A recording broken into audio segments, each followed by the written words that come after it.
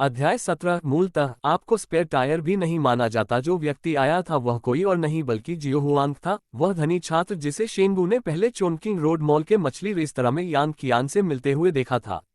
वह यहाँ क्यों आया था और आज हाई झोंग लाओ हॉटपॉट रेस्तरां में असामान्य स्थिति के कारण शेनबू ने तुरंत यान कियान के बारे में सोचा, जो सू जीकिंग का सबसे अच्छा दोस्त था और एक बार उसे बैकअप के रूप में माना था।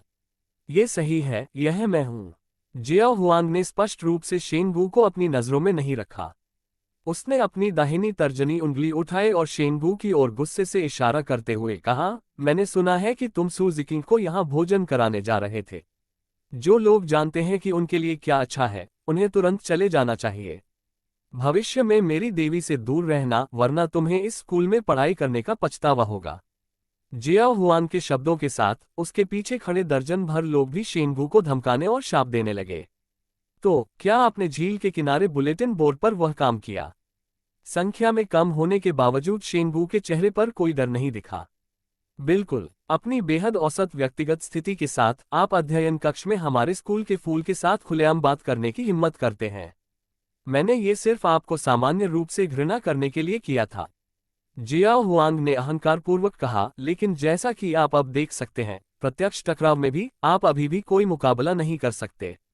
जब शेनबू ने दूसरे पक्ष को सू जीकिंग के साथ अध्ययन कक्ष में हुई घटना का जिक्र करते सुना, तो उसे उन दो अन्य छात्रों की याद आई जो पुस्तकालय में उनके साथ अध्ययन कक्ष में थे। उसने पहले सोचा था कि उनमें से एक वूगे है जो सू जीकिंग पर नजर रख रहा था और दूसरा संयोग से वहां पढ़ाई कर रहा था। अब ऐसा लगता है कि दूसरा व्यक्ति जियाओ हुआन का जासूस हो सकता है। हालांकि उस जासूस ने वह दृश्य नहीं देखा जहां शेनबू और वू गे का समूह अन्य अध्ययन कक्षों में भिड़ गया था। अन्यथा जियो हुआंग अब इतना घमंडी नहीं होता, बल्कि अपनी लड़ने की क्षमता के प्रति उतना ही सतर्क होता जितना कि वू गे पहले स्कूल के गेट के पास था। लगता है वू गे ने स्टडी रूम में मेरा फायदा न उठाने के बाद इस खबर को पूरी तरह से छुपा लिया। शायद उसे अपनी इज्जत खोने का डर था।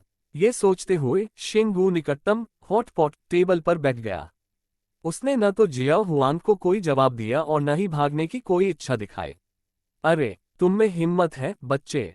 जियाओ हुआन को गुस्सा आया जब उसने देखा कि शेनबू ने उन्हें गंभीरता से नहीं लिया। उसने शेनबू के स्थान की ओर इशारा किया और अहंकार से चिल्लाया, उसे सबक सिखाओ। रेस्तरां में किसी भी तरह का नुकसान मुझ पर गिना जाएगा।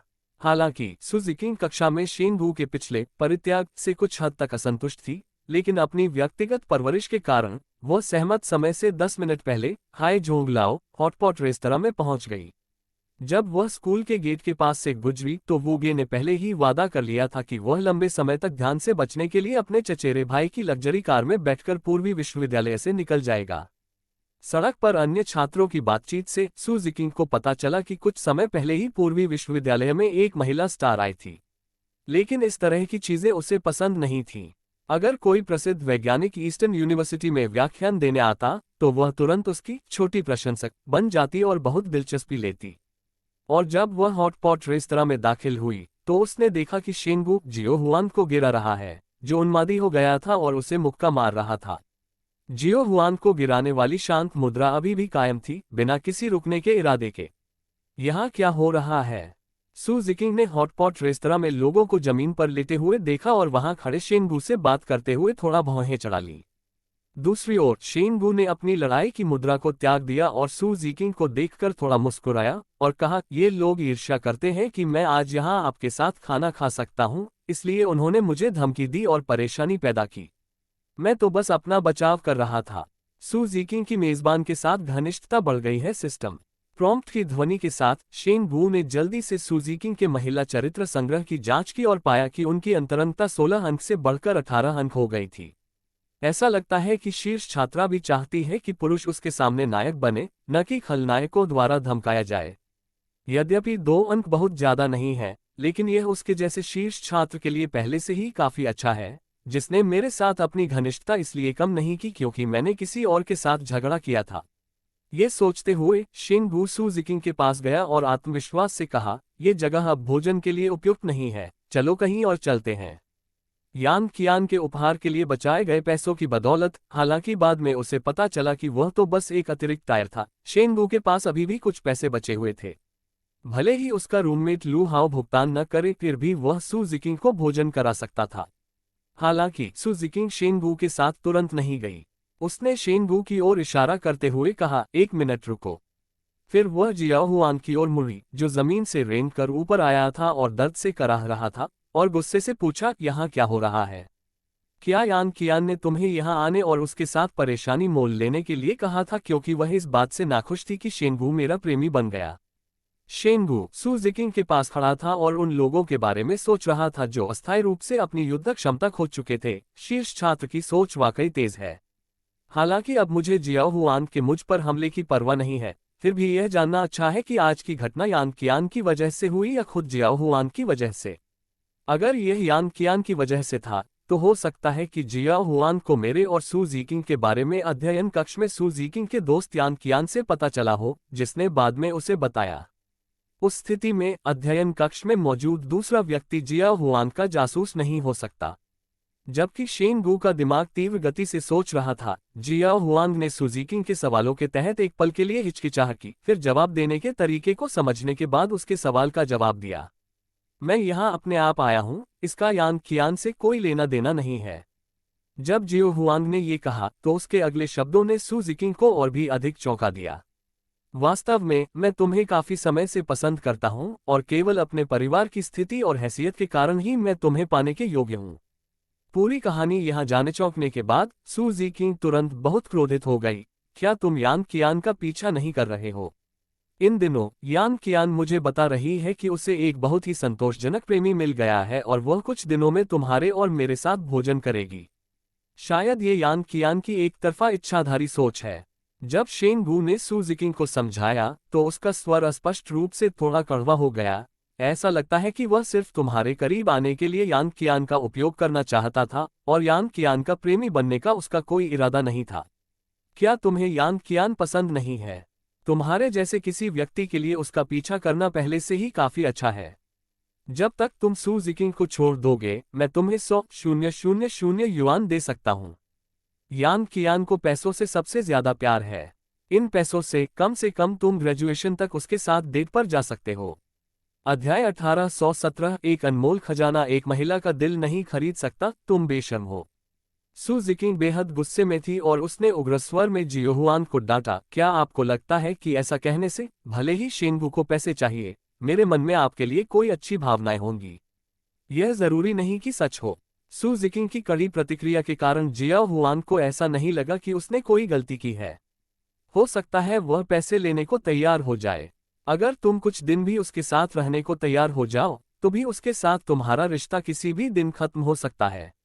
1 लाख युआन, यह उसके 100 महीने के जीवन यापन के खर्च के लिए पर्याप्त होना चाहिए। क्यों न इस पैसे का इस्तेमाल यान कियान का पीछा करने में किया जाए? इसी तरह मैं आपको ये साबित कर सकता हूं कि मैं आपको पाने के लिए ऊंची कीमत चुकाने को तैयार हूं, जो स्पष्ट रूप से इस बेचारे आदमी से कहीं अधिक ईमानदार है। सू जिकिंग ने जियाओ हुआंग से कुछ कहने के लिए अपना मुंह खोला, लेकिन वह आखिरी क्षण में खुद को रोक बैठी। शेनबू ने देखा कि वह अपना सिर घुमाकर उसे ठंडेपन से देख रही है। ऐसा लग रहा था जैसे वह जियाओ हुआंग के जवाब का इंतजार कर रही हो। यदि कोई प्रेम सहायता प्रणाली न होती, तो यदि कोई मुझे एक दिन के लिए अपनी प्रेमिका बनने के लिए 1 लाख युआन की पेशकश करता, तो मैं सचमुच हिचकिचाती। शेनबू ने ये सोचकर खुद पर हंसा। वह मन ही मन सोचता रहा, लेकिन इस व्यवस्था के बिना जियाओ हुआंग मुझे 1 लाख युआन देने को तैयार नहीं होता।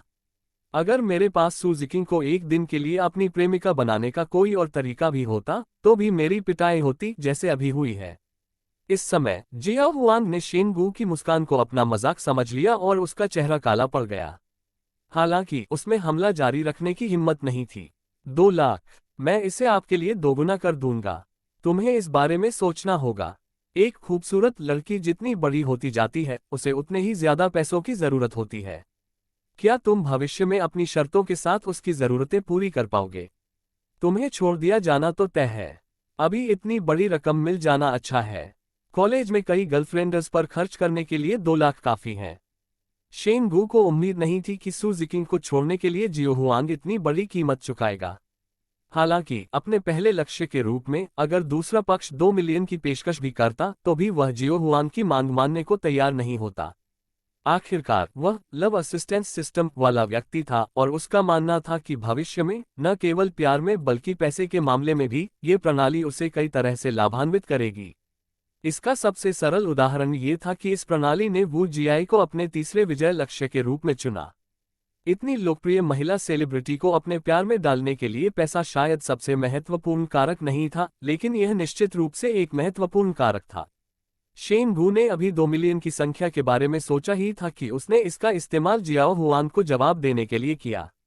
उसने अपने दाहिने हाथ की 2 उंगलियां बाहर निकाली और जियाओ हुआन की ओर 2 बार हिलाते हुए कहा, 2 लाख। अगर तुम 2 मिलियन भी दोगे तो भी मैं जिकिंग को छोड़ने को तैयार नहीं होऊंगा। तुम अभी हार मान सकते हो। 2 मिलियन। जियाओ हुआन गुस्से से हंसा, 2 मिलियन में मुझे कैसी औरत नहीं मिलेगी? क्या मुझे तुमसे बात करने में अपनी सांसें बर्बाद करनी पड़ेंगी?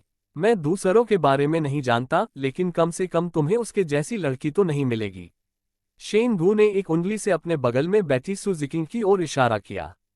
सू जिकिंग की मेजबान के साथ घनिष्ठता बढ़ गई है। सू जिकिंग की एस क्लास देवी प्रोफाइल में एक अतिरिक्त टैग जोड़ा गया है, वैल्यूज मनी लाइक।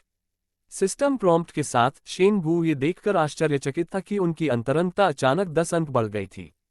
और सू जिकिंग की एस क्लास प्रोफाइल में एक अतिरिक्त टैग जोड़ा गया था, पैसे की तरह मूल्य। मैं तो बस उसकी तारीफ करना चाहता था, मुझे इतना बड़ा आश्चर्य मिलने की उम्मीद नहीं थी। इस समय उनकी अंतरंगता 28 अंक तक पहुंच गई थी। सू जिकिंग ने शेन वू को उस समय से अलग भाव से देखा जब उसने खेल जीता था। बेचारा लड़का, तुम बहुत भोले हो। जब आपको पता चलेगा कि समाज में प्रवेश करने के बाद आपकी मासिक आय उसके लिए एक लिपस्टिक भी नहीं खरीद सकती, तब आपको पता चलेगा कि आपका निर्णय कितना मूर्खतापूर्ण था।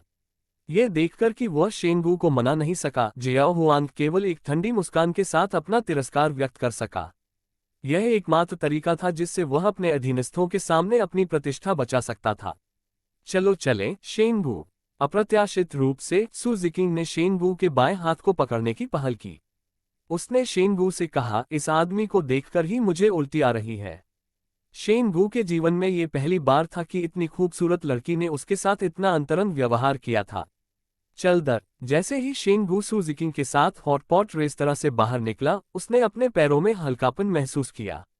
क्या तुम में थोड़ा भी आत्मसम्मान नहीं है, शेन वू? शेन वू ने अपने मन में यही कहा। लेकिन इतनी सुंदर देवी द्वारा धारण किए जाने के बाद, यदि यह प्रणाली न होती तो मैं इसके बारे में सपने देखने की भी हिम्मत नहीं कर पाता। शेन वू को अपने दिल में अपने लिए एक उचित बहाना मिल गया। जब तक वे हाई जोंग लाओ हॉटपॉट रेस्तरां से बाहर नहीं निकल गए, तब तक जियाओ हुआंग ने उनका पीछा करने की हिम्मत नहीं की, क्योंकि उन्हें डर था कि शेन वू उन्हें फिर से हरा देगा। आपके रूममेट के बारे में क्या कहना है, जिसने कहा था कि वह हमें पहले भोजन कराएगा? सू जिकिंग ने रेस्तरां में हुई अप्रिय घटना से विषय बदलने की कोशिश की और स्कूल के गेट की ओर देखा। इस समय शेन वू का फोन बज उठा और उसने देखा कि उस पर लू हाओ का नाम प्रदर्शित था। कॉल का जवाब देने के बाद उन्होंने दूसरी तरफ से एक निराश आवाज सुनी। मुझे माफ करना, शेन वू। कुछ लोगों के एक समूह ने हमारे छात्रावास का दरवाजा बंद कर दिया है। दूसरी तरफ बहुत सारे लोग थे और उन्होंने कहा कि आपके वापस आने से पहले किसी को भी जाने की इजाजत नहीं है, यहां तक कि फोन कॉल करने की भी नहीं। जब तक उनके समूह के नेता को फोन नहीं मिला, तब तक वे सभी हमारे छात्रावास से बाहर नहीं निकले। मैंने तुरंत आपको फोन किया। क्या ये लोग तुम्हें सू जिकिंग की वजह से ढूंढ रहे हैं? मैं तुम्हें सलाह देता हूं कि अभी कैंपस के बाहर कहीं मत जाओ। मैं तुम दोनों को किसी और दिन खाना खिलाऊंगा। चूंकि शेन वू ने अपने फोन की आवाज नहीं बढ़ाई थी, इसलिए उसके बगल में बैठी सू जिकिंग उसकी फोन कॉल की बात नहीं सुन सकी। चिंता मत करो, मैंने उनका ध्यान रखा है। जब मैं छात्रावास वापस आऊंगा तो हम बाकी चीजों के बारे में बात करेंगे। अपनी बात पूरी करने के बाद शेन वू ने सीधे फोन काट दिया। लू हाओ को उसे मनाने का मौका नहीं दिया। वे इसलिए आए क्योंकि जियाओ हुआंग नहीं आ सका। सू जिकिंग, जो तेज तर्रार था, ने शेन वू की लू हाओ को दी गई प्रतिक्रिया के आधार पर मोटे तौर पर अनुमान लगा लिया कि लू हाओ और उसके दोस्त यहां क्यों नहीं आ सके। शायद शेन वू ने सू जिकिंग को अपना अनुमान बताया। जियाओ हुआंग ने शायद अपने लोगों को 2 समूहों में बांट दिया था। एक समूह ने हॉटपॉट रेस्तरां में मुझ पर घात लगाकर हमला किया और दूसरे समूह ने मेरे 3 रूममेट्स को यहां हमसे मिलने से रोक दिया। अभी जब तक हम हॉटपॉट रेस्तरां से बाहर नहीं निकले, तब तक जियाओ हुआंग मेरे साथ कुछ नहीं कर सका और उसे दूसरे समूह को मेरे छात्रावास से बाहर जाने के लिए कहना पड़ा। सू जिकिंग ने थोड़ा सिर हिलाया और शेंगू से माफी मांगते हुए कहा, सौभाग्य से आप अकेले ही 10 से ज्यादा लोगों से निपटने में सक्षम हैं। वरना आज रात के खाने के लिए यहाँ आने के लिए राजी होकर मैंने आपके लिए मुसीबत खड़ी कर दी होती। ऐसा मत कहो, मैंने तुम्हें अपनी मर्जी से बुलाया था। अगर मैं इसके कारण बदमाशों के जाल में फंस भी गया तो इसमें तुम्हारी कोई गलती नहीं है। इस समय शेंगू की बुद्धिमत्ता बहुत ऊंची थी।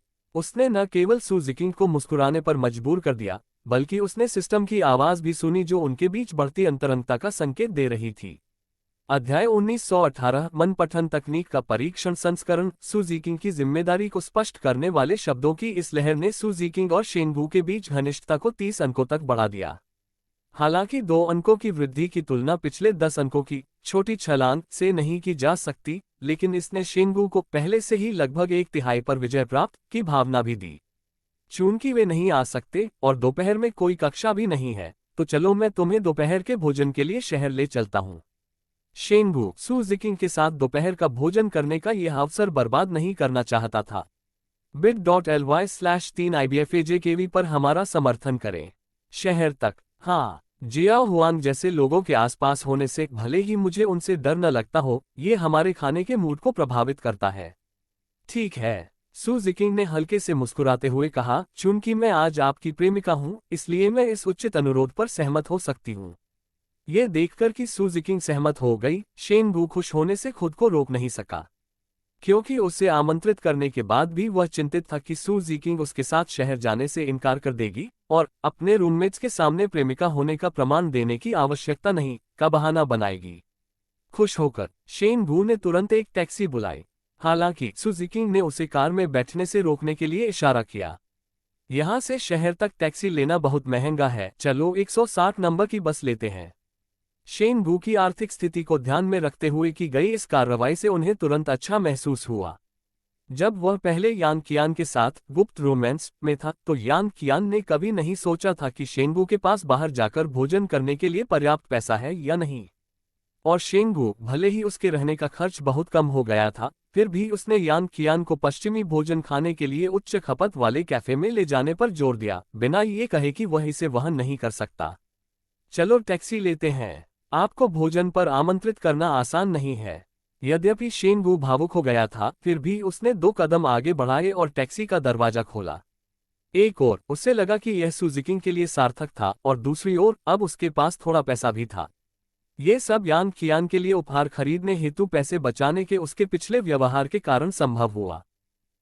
हम सभी छात्र हैं और मुझे भोजन कराना आपके लिए पहले से ही महंगा है। सू जिकिंग ने शेंगू को पीछे से स्कूल गेट पर बस स्टॉप की ओर खींचा और कुछ देर के लिए स्कूल गेट के पास डोंग यूनिवर्सिटी ऑफ टेक्नोलॉजी के सभी छात्र यहां देखने लगे। शेंगू को पता था कि वे यहां क्यों आए थे, इसके लगभग सभी कारण सू जिकिंग से संबंधित थे। एक क्षण में ही उसने शहर तक टैक्सी लेने पर जोर देना बंद कर दिया। टैक्सी चालक से माफी मांगने के बाद वह सू जिकिंग के पीछे बस स्टॉप की दिशा में चला गया। क्या ये वही व्यक्ति है जो अचानक सू जिकिंग का प्रेमी बन गया?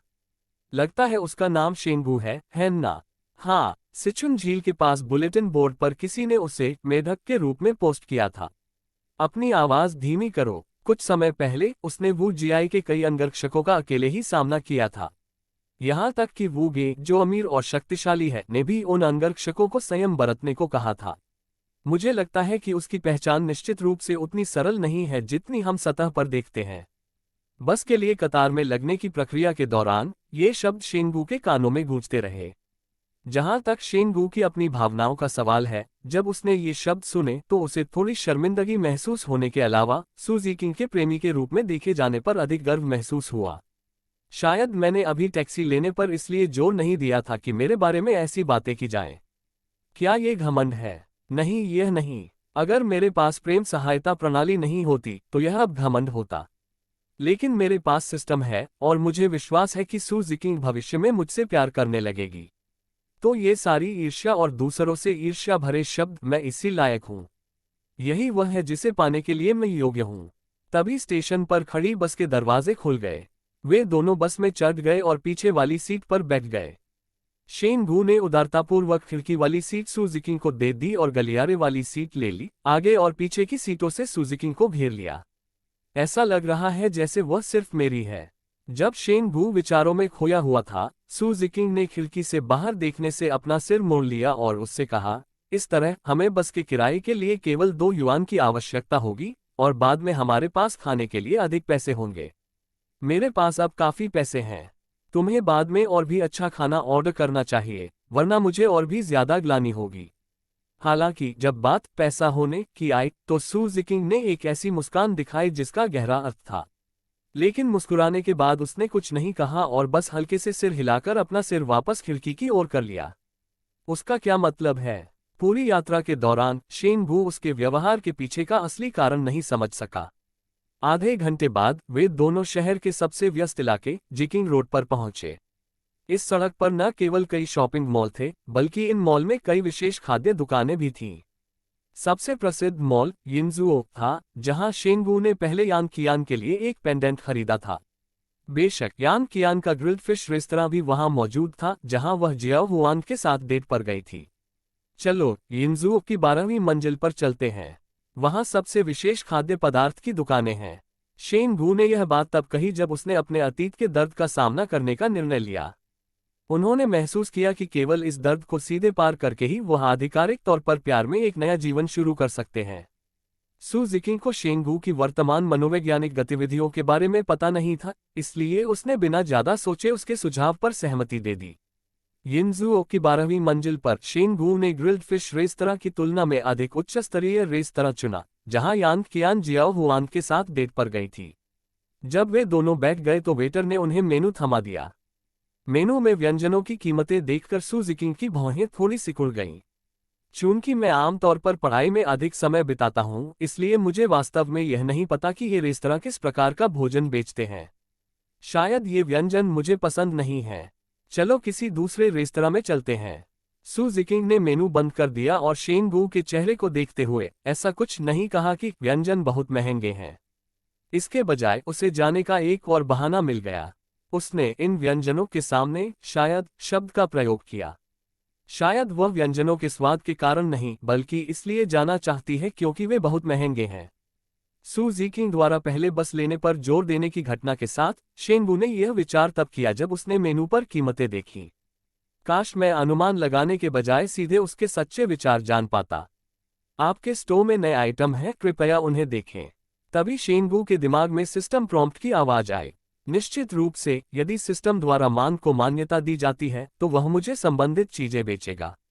शेन वू ने तुरंत अपने दिमाग से स्टोर इंटरफेस खोला और नई वस्तु के बारे में विभिन्न जानकारी देखी। नाम, माइंड रीडिंग 1 मिनट का परीक्षण संस्करण, कीमत 100 गेम सिक्के, प्रकार इंटेलिजेंस, गुणवत्ता साधारण, कार्य उपयोग के बाद मेजबान 1 मिनट के भीतर लक्ष्य व्यक्ति के सच्चे मनोवैज्ञानिक विचारों को जान लेगा। नोट, इस उत्पाद का उपयोग केवल सिस्टम द्वारा स्तरित देवियों पर ही किया जा सकता है। यदि 5 मीटर के दायरे में 2 या अधिक एस स्तर की देवियां हों, तो उपयोग के बाद लक्ष्य की पुष्टि करने का विकल्प दिखाई देगा। अध्याय 2019, प्रेम अनुभव का एक अतिरिक्त दिन, 1 मिनट। ये बहुत छोटा है, लेकिन ये तो टेलीपैथी है प्रिय। केवल 100 गेम सिक्कों के लिए 1 मिनट पहले से ही बहुत सस्ता है। शेन वू ने जब मन ही मन महंगी कीमतों के बारे में शिकायत की तो सिस्टम ने तुरंत प्रतिक्रिया दी। तुम खाली आंखों से क्यों देख रहे हो? चलो चलें। सू जिकिंग को प्रेम सहायता प्रणाली के बारे में शेन वू के विचारों के बारे में पता नहीं था। यह देखकर कि उसने बहुत देर से बात नहीं की थी, वह खड़ी हुई और पहले उससे बात की। ठीक है, मैं एक खरीदूंगा और इसे आजमाऊंगा।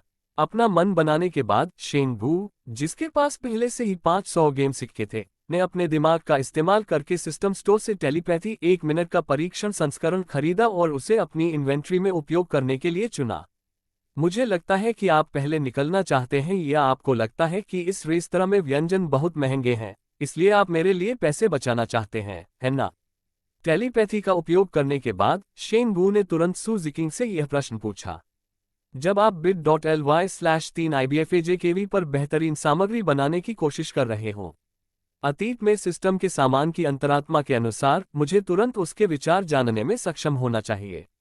इसके बाद शेन वू के दिमाग में यह विचार कौन था?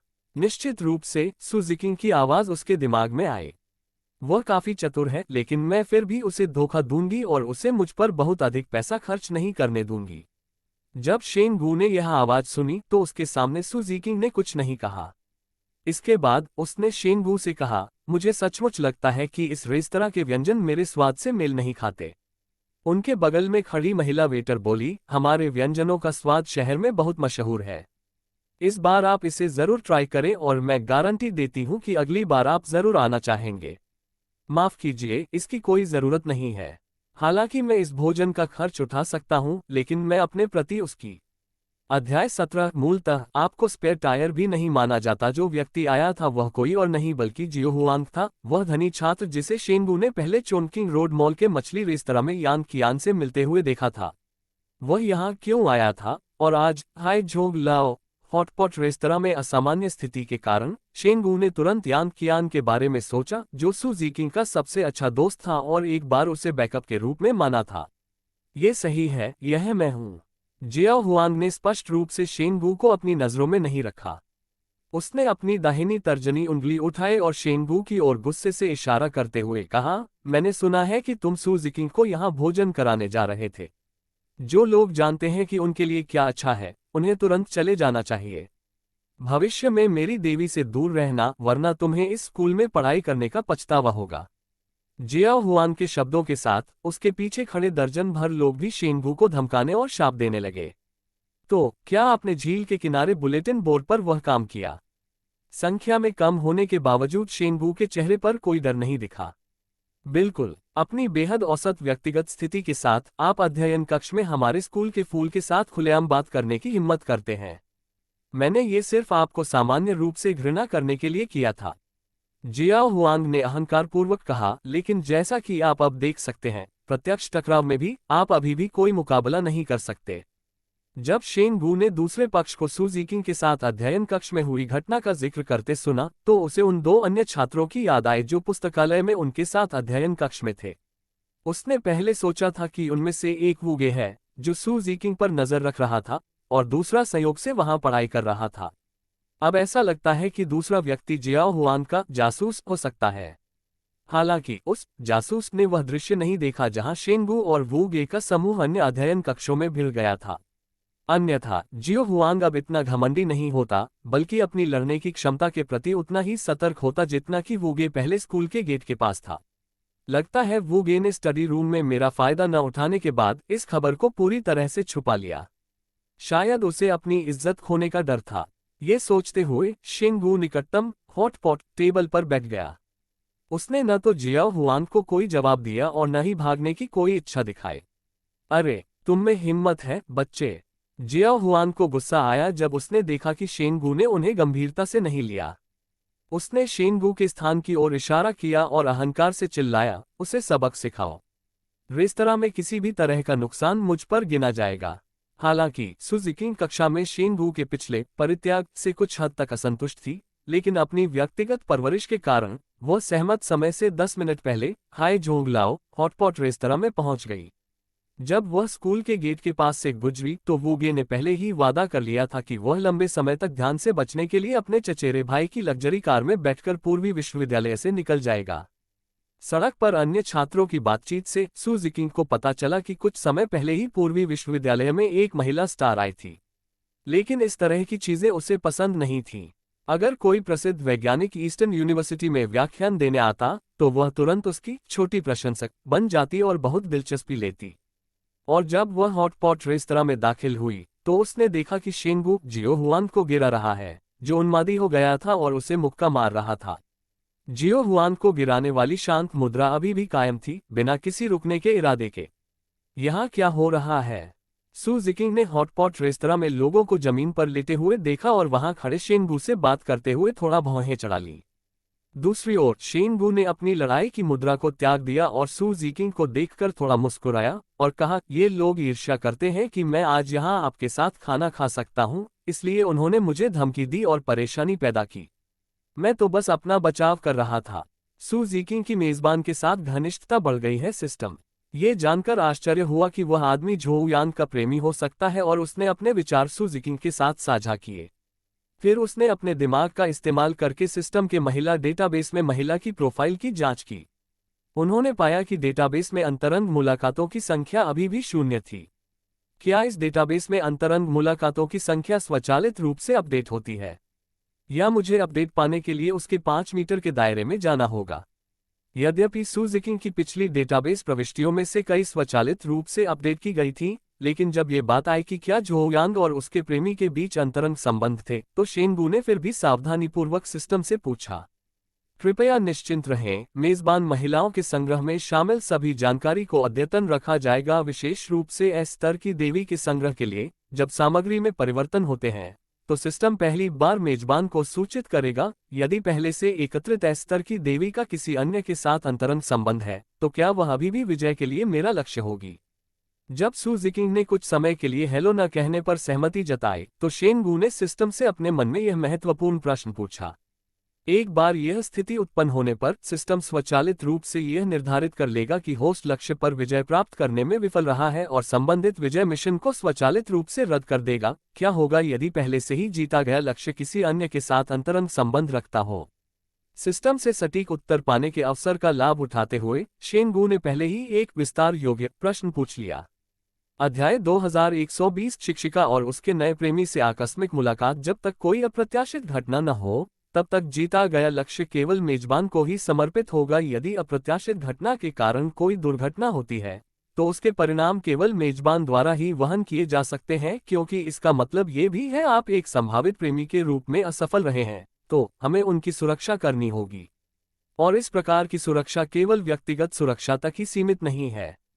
ये सोचते हुए शेनबू ने ध्यान से उस स्थान की ओर देखा जिसे झो यांग ने अभी अभी दूरी पर चुना था। अगर वह उस लड़के के साथ अच्छी तरह से घुल मिल जाती है जो कुछ समय के लिए उसका नया प्रेमी बनने वाला है, तो जैसे जैसे रिश्ता गहरा होता जाएगा, मैं उसे जीतने का मौका खो सकता हूँ। इस समय सू जिकिंग ने शेनबू को याद दिलाया, यदि आप उन्हें इसी तरह देखते रहेंगे तो शिक्षक जल्द ही हमें खोज लेंगे। माफ करना, मैं बस ये जानना चाहता था कि उसका बॉयफ्रेंड कैसा दिखता है।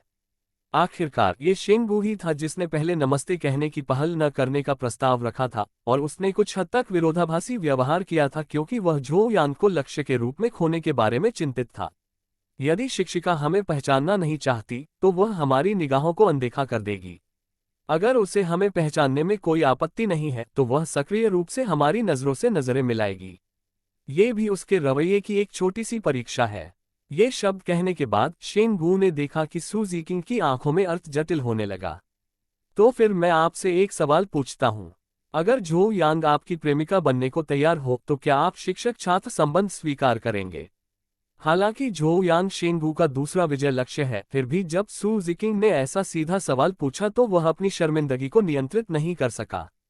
मनोविज्ञान के बारे में मेरे प्रारंभिक ज्ञान के आधार पर आपके अभी के प्रदर्शन से यह साबित होता है कि आपके मन में उसके लिए भावनाएं होने की पूरी संभावना है। सू जिकिंग की मुस्कान चालाक हो गई। या वह आपके प्यार की आदर्श वस्तु है, लेकिन आप इस विश्वास से सीमित हैं कि वह संभवतः आपको पसंद नहीं कर सकती है। सू जिकिंग ने झो यांग के बारे में बात करते समय अपनी आवाज कम कर दी, ताकि यह सुनिश्चित हो सके कि झो यांग, जो दूर थी, सुन न सके। अगर आप इसे इस तरह से कहें, तो मशहूर हस्तियों और आदर्शों सहित मेरे मन में दर्जनों लड़कियों के लिए भावनाएं हो सकती हैं। शेनबू ने झो यांग के बारे में सू जिकिंग के लक्षित प्रश्नों को चतुराई से टालने के लिए मजाकिया लहजे का इस्तेमाल किया। वह ये भी समझ गया कि सू जिकिंग ने उससे ऐसा क्यों पूछा। उन्होंने महसूस किया कि यह सुबह अंग्रेजी कक्षा के बाद सू जिकिंग के खेल निमंत्रण को अस्वीकार करने से संबंधित होना चाहिए, और इसके बजाय वे झो यांग को खोजने चले गए। यह उचित है। सू जिकिंग ने यह भी महसूस किया कि शेनबू के साथ शिक्षक छात्र संबंध के विषय पर गहराई से चर्चा करना थोड़ा ज्यादा था। मान लीजिए, उदाहरण के लिए, वू जियाई, जो आज हमारे स्कूल में आई थी। हालांकि मैं उसके बारे में ज्यादा नहीं जानता, लेकिन उसके स्तर की एक महिला सेलिब्रिटी होने के नाते अगर वह आपकी गर्लफ्रेंड बन सकती है तो आपको बहुत खुशी होगी। इस अप्रत्याशित आघात से शेनबू थोड़ा असहाय महसूस करने लगा। क्या इसे लड़की की छठी इंद्रिय माना जा सकता है?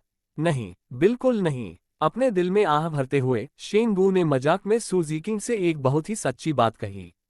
हो सकता है कि एक दिन वह आए और कहे कि वह मुझे पसंद करती है, लेकिन मैं इसकी गारंटी नहीं दे सकता कि मैं उसकी बात मान लूंगा। ये सुनने के बाद सू जिकिंग मुस्कुराए और अपनी आंखों के सामने दोनों हाथों से प्रशंसा का इशारा किया। क्या आज मैं तुम्हारी गर्लफ्रेंड बन गई हूं, इसलिए तुम्हारा आत्मविश्वास इतना बढ़ गया है?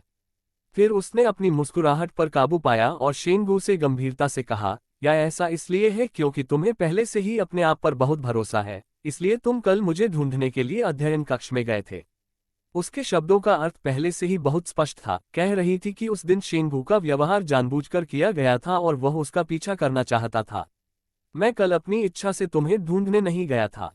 शेंगू ने बिना किसी अपराध बोध के अपना बचाव करने के बाद तुरंत अपने दिल में कहा, यह सिस्टम ही था जिसने मुझे आपको खोजने में मदद की। हालांकि सुजुकी के अगले शब्दों ने शेंगू को सीधे स्तब्ध कर दिया। क्या तुम अब मेरा पीछा करना चाहते हो? इस उपन्यास और अन्य अद्भुत अनुवादित उपन्यासों को मूल स्रोत से crate.com पर प्रेन सिस्टम द्वारा S-रेटेड देवी का सामना करना इस तरह का सवाल पूछना। यदि शेंगू पर सक्रिय रूप से स्वीकारोक्ति नहीं कर सकता का सिस्टम प्रतिबंध नहीं होता, तो वह संभवतः आवेग में आकर कुछ कह देता। कहते हुए हाँ। हालांकि इस समय वह अच्छी तरह से समझ गया था कि एक बार उसने ये शब्द सुजुकी से कहा था। सिस्टम द्वारा उसे दी गई सजा की चेतावनी निश्चित रूप से कोई मजाक नहीं थी। और यह शब्द वास्तव में सुजुकी द्वारा नहीं सुना जाएगा। साधारण मित्र होना भी अच्छा है। ऐसे शब्दों से सुजुकी को अपने कानों पर शक हो गया। यदि आपको लगता है कि मुझे पाने के लिए कठिन खेलना मेरे लिए उपयोगी है, तो कृपया भोले मत बनिए। थोड़ी देर बाद सुजुकी अपने होश में आए और गंभीर चेहरे के साथ शेंगू से ये शब्द कहे, ये वास्तव में वैसा नहीं है जैसा आप सोचते हैं। शेंगू, जिसे व्यवस्था द्वारा सक्रिय रूप से अपराध स्वीकार करने से प्रतिबंधित किया गया था, जब उसने ये कहा तो वह झूठ नहीं बोल रहा था। फिर अपने स्वर को और अधिक मधुर बनाने के लिए उन्होंने ये वाक्य जोड़ा, अगर मैं आज अपने रूममेट्स को ये साबित कर सकूं कि मैं उनका बॉयफ्रेंड हूं, तो मैं आभारी रहूंगा। आभारी, इन दो शब्दों ने सुजुकी के तीखे सवालों की पिछली श्रृंखला को भी रोक दिया। मुझे आशा है कि आपने मुझसे झूठ नहीं बोला, वरना तुम वास्तव में उन अन्य लड़कों से अलग हो जिन्हें मैं पहले जानती हूं। ये आखिरी दो वाक्य थे जो सुजुकी ने शेंगू से कहे, इससे पहले कि वह गर्म बर्तन खाने के लिए अपना सिर नीचे कर ले। इसके बाद वे दोनों अपने अपने विचारों के साथ काफी देर तक चुप रहे। ये झो यांग था जो दूर था और उसका पुरुष साथी जो बहुत सक्रिय थे। वह विषय बदलता रहा और झो यांग को खुश करने की कोशिश करता रहा। और वह सफल हो गया क्योंकि झो यांग उसके साथ अच्छी तरह से घुल मिल गई थी और वह बातचीत में अधिक शामिल होने लगी। अगर वह सचमुच एक उपयुक्त शिक्षक प्रेमी है, तो क्या इसका मतलब यह है कि मेरे पास एक लक्ष्य कम हो जाएगा? ये बात शेंगू ने केवल अपने आप से और सिस्टम से कही थी। ये प्रणाली आपको इस स्तर की देवी का दिल जीतने में मदद करने के लिए है। आप स्वेच्छा से किसी लक्ष्य को छोड़ सकते हैं क्योंकि इसमें सिर्फ आपका ही नुकसान है। सिस्टम का जवाब प्राप्त करने के बाद शेंगू को लगा कि झो यांग को छोड़ना जल्दबाजी होगी। ठीक वैसे ही जैसे सिस्टम ने उसे बताया था, ये तो उसका अपना ही नुकसान था। उनका मानना था कि भले ही भविष्य में वह लव असिस्टेंस सिस्टम से कई लड़कियों का दिल जीत ले, लेकिन हमेशा कुछ ऐसी लड़कियां होंगी जो उन्हें सबसे ज्यादा पसंद होंगी और कुछ कम। अभी झो यांग और उसका पुरुष साथी अभी भी एक दूसरे को जानने की प्रारंभिक अवस्था में थे। यदि भविष्य में उनके बीच अच्छी बन नहीं पाए और बाद में उसे पता चला कि कई लड़कियों के साथ रहने के बाद उसे टीचर झो यांग सबसे ज्यादा पसंद आई। अब मेरे पास उच्च गुणवत्ता वाली लड़कियों को चुनने का अवसर है। मैं यांग कियान से पहले मिले परिणामों के बारे में सोच रहा हूं। क्या पवित्रता और निष्ठा के बारे में बात करना हास्यास्पद नहीं है? ये सोचकर उसने अपने और सुजुकी के बीच की चुप्पी तोड़ी। हालांकि विषय केवल रात्रिभोज के दौरान हुई कुछ छोटी मोटी बातचीत का था, लेकिन वह अपने और सुजुकी के बीच माहौल को जीवंत बनाना चाहता था।